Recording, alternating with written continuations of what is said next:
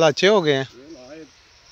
हाँ नहीं तिल तो अच्छे हो गए हैं। मेरा ख्याल था कि चाय की वैसे नहीं होंगे लेकिन हाँ हाँ नहीं लेकिन अच्छे हो गए हैं सर।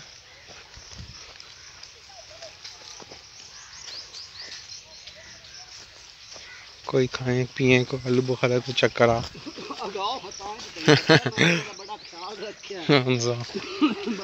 हाँ ये लगे हैं ये आलू बुखारे ओए माशाल्लाह ये लगे हैं।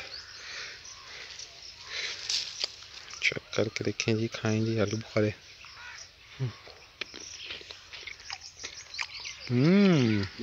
है भी मीठे।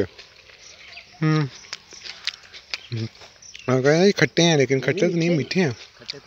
मीठे हैं और मीठा खाना दे ते असि तोड़ के देने दे यार तोड़ के एक और भी मीठा था।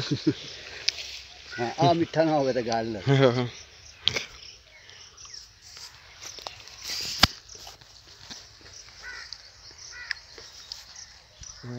मीठे मीठे आलू बुखारे खाए।